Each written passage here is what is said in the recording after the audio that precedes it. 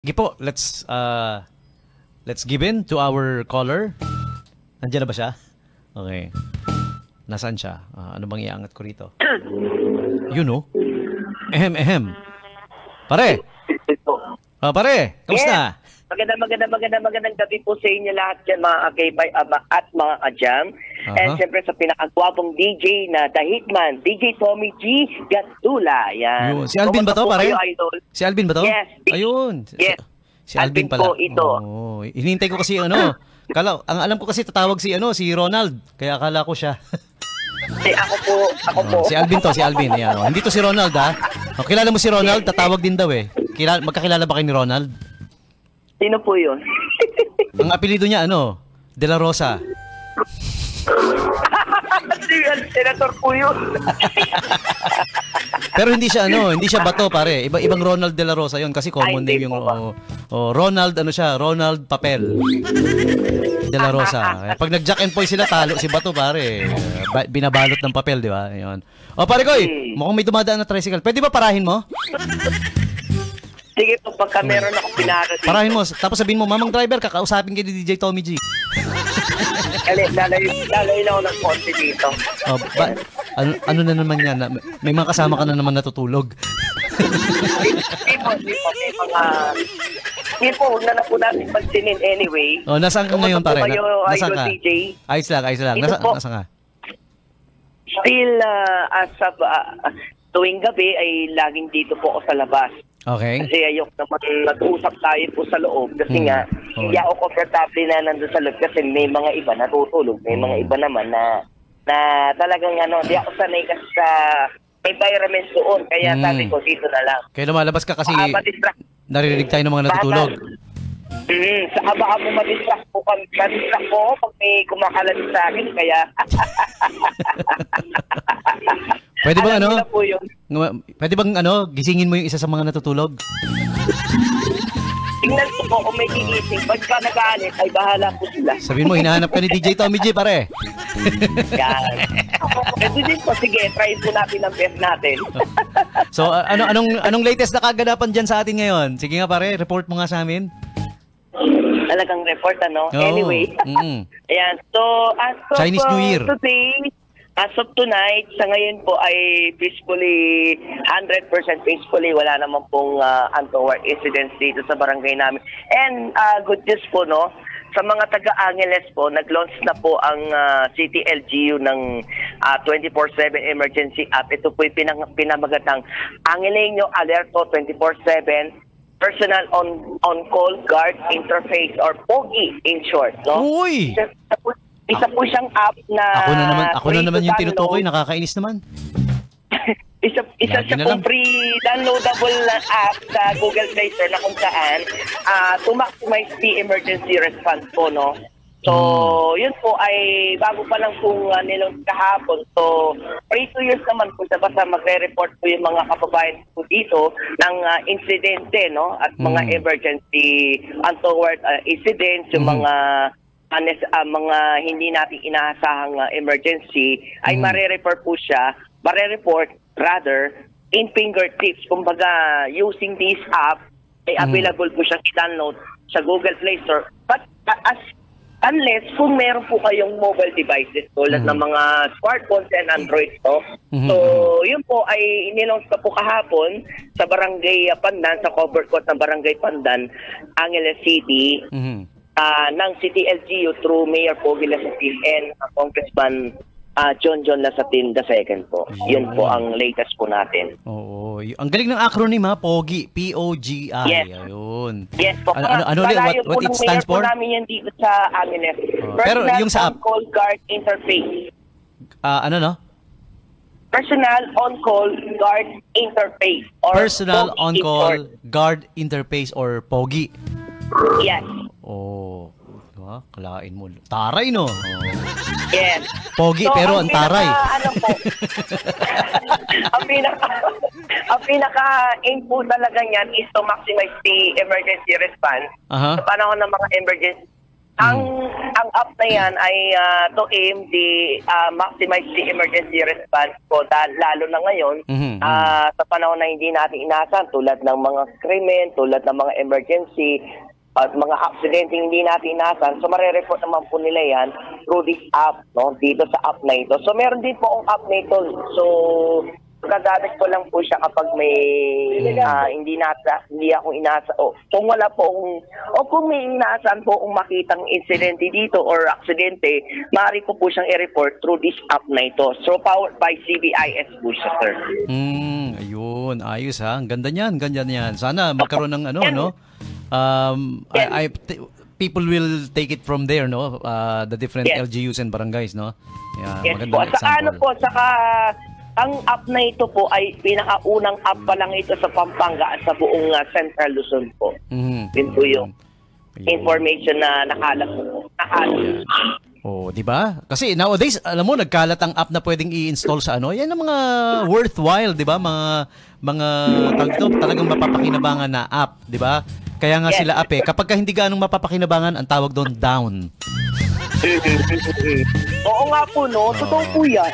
Totoo. Hindi sila up, down sila. hindi po. Pero ito po, kahapon din po ay dinemonstrate ng app sa corporate contact pandan ang emergency response sa loob ng 8 minutes. So binawasan po siya ng 8 minutes ang response. So bali, nag-demonstrate po sila, meron silang kunwaring may mga na-aksidente, then gumamit sila ng app ng Alerto, ang Alerto 24/7 Pogi app, emergency app, tapos ano po sila, then ginamit, then tinest po nila hanggang isinugot sa isang public hospital, no? So okay naman po siya, saka effective naman. Doon pinapakita ng app na 'yon ang demonstration kung gaano po ba siya gaano ka-effective. Yes. Maasahan. Oo. Yes. Kung ito ba ay talagang effective ba siya sa mga gagamit nitong app. So effective naman po siya, kaya dinemonstrate muna nila, then okay na siya. So sinabi naman po doon ng LGU na yung app na yan ay talagang i-maximize yung kahalagaan ng emergency response sa panahon ng hindi nating inasaan ng mga pangyayari tulad ng emergency, ng aksidente or ng disaster, kasama na rin yan. Ano po? Nag-demonstrate ng nagkaroon ng simulation, parang ganon. Yeah. Ano yung Definitely. insidente kunyari doon sa simulation? Anong ginawang insidente kunyari? Ano po, may isang kunwaring tao na estudyante na aksidente sa isang eskwela, tapos din gumamit sila ng app, then agad na sila pumunta, no, from City Hall. Yan po ay sa tulong po ng ng Angeles City Disaster Risk Reduction and Management Office or ACDRRMO. Then napunta na sila dun sa isang eskwela na kunwaring may na-disgrasyang estudyante na aksidente. So alam naman natin, pag responde, siyempre first aid, may mga then ilalagay sa stretcher, then isinugot na agad sa isang public hospital po dito sa Angeles. Relative to that, dun sa pinagtatrabahuan ko, nagkaroon din kami ng yung mga ganyan na simulation exercises. Ang ginawa nilang, siyempre, yung mga nag-role-play doon, yung mga ka-opisina rin natin, di ba? Ang ginawa nilang scenario is, kunyari, hinold up, parang ganon. Hinold up kung paano yung responde. Sa law enforcement kasi ito parang ganon. Ano yung magiging responde. Then, after a year, siya uli yung nag-role-play, yung kunyari, hinold up. Ang naging role naman niya is, iba naman yung role niya. Tumaas kunyari kasi nung next year, nung after a year, medyo nag-gain siya ng maraming weight, medyo tumaba siya. Ang naging role niya naman is na ang naging simulation is tumaas yung blood sugar. Paano yun? Kung paano yung responde dun sa taong tumaas yung blood sugar. Tapos, ano pong ginawa po nila noon, DJ? Ayun, okay naman yung response, tinusok ng insulin sa tagiliran. Hindi, joke lang. Pero maganda yan, maganda yung yung programa nyo yan. If you're congratulations sa inyo dyan, mga nagpasimula niyan. And congratulations din sa aming mahal na Mayor Carmelo Pogilasatin, and syempre sa aming congressman at si Carmelo John Lasatin II na yan na talagang nilon po talaga kahapon ang nasabing app, no? Talagang malaking tulong po yan, hindi lang sa pag-contact, no? Kung may contact number ang AC ang City Hall, meron din naman po tayo sa meron naman po sa app. So malaking tulong po yung Pogi Emergency App, no? Na napaka-importante sa mga kababayan ko dito na siniservisyohan ng 33 barangays, no, ng Angeles City. Next. So, nagpapasalamat tayo. And next time na ngayon, hopefully pag nagawi sila dito sa Olongapo, sana makapag-drop by sila sa K5 News FM, sila mayor, sila governor. Sabihin mo gusto ko silang maimbitahan dito para tanungin ko kung gusto nila sumali sa yung organisasyon natin, yung pinagkaisang unyon ng kalalakihang inaapi. Patay tayo dyan. Pag sinabi ko makukulong tayo nito organization. Lagot po tayo, gagawa pa tayo ng letter dito. Magpapaalam pa tayo sa kanila po. Ipaparegister ko na sa SEC yun yung pinagkaisang unyon ng kalalakihang inaapi, PUNKI. Securities and Exchange Commission, may case number pa yan Anyway. Sige. Kaibigang Alvin, maraming salamat sa yung pagbigay ng update sa amin. Diyan sa Angeles, no?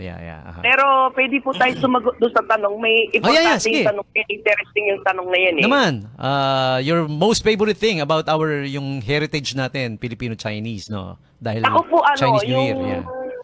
Pakukwento ko lang ng konti, no? Nung namasyal po ko sa Binondo, Manila, no, nung year 2023. Ang ganda ng nila sa Chinatown. Ang ganda ng nila doon. Ang ganda po ng lugar na yon. Parang ako nakarating ng mismo China. At puro Chinese yung mga nakapwesto doon. May mga jewelry, may pagkain, meron pa yung binanggit nyo kanina na sikat na hopya sa buong mundo, no? Ayun, maraming umipili. Nakabili din tayo niyan dati, nakatikim. Ang sarap pala. Alam mo bang, nakakaumay. Ang pinakamasarap na hopya sa buong mundo, alam mo kung anong brand yun? Ano po? Uy, may dumaan tricycle. Para! Hopya like it. Ayan, nawala na yata nangyari kay Kuya Alvin. Sinaniban na. Kinuha na siya. Kinuha na yung signal. Hello. Nandiyan ka pa? Sige, pare. Yeah. Naputol po tayo Naputol tayo. 12 minutes lang yung unli. Kababayad ko lang ng tubig tsaka kuryente, Anyway. Ano po yung binabagit nyo po kanina? Yung pinakasikat na hopya sa buong mundo, hopya like it. Po? Bakit po? Hopya like it. Yung pangalan niya. Oo nga po, no? Alam ko na. Hopya like it. Hopya like it. Tapos pag magre-regalo ka sa niligawan mo, dapat hopya tsaka siomay. Kasi siomay muna. This is to show my love for you. Hopya like it. Sana all. Ay! Pero may isa pa po. Yung pinaka-most favorite ko sa food sa mga Chinese na na-adapt po natin dito. Yung triple S.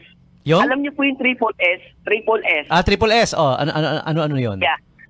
Siomai, siopaw, suman. Siomai, somaw, sobaw. Suman, sopaw, somay. Siomai, siopaw. Ano isa? Suman. Suman. Suman, is it a Chinese thing? Diba? It's a very Filipino thing, ang suman. Sa kanila ba nagmula? Well, ang alam ko sabi nila kasi triple S daw po Yun po yung pagkakatanda ko. Ang alam ko sa suman, yan yung kauna-unahang Filipino superhero. Diba? May Batman, may Superman. Sa Pilipinas, suman. Well, wala. Patay. Ano pa ako, patay nasa area pa naman tayo na sorry. Kaya suman Kasi yun, yung siomay, yung siopaw, pinakamasarap yun yung siopaw kasi may laman siyang asado chicken, tapos isawsawan na mangang. Yun po. Tapos yung dumplings, no? Yung dumplings na kapag kinain niyo yun, kailangan yung yung sikmura nyo kasi mainit yung laman yun Pagka kinain niyo yun, tapos yung saba, mainit, sakit-sakit, ganon. Saka po yung tikoy. Tikoy. Tikoy talaga is the best kasi Tikoy, yes. ang last kong natikman sa Tikoy is year 2016 or 2017. Uy, tagal na. So, ilang years na. Yes.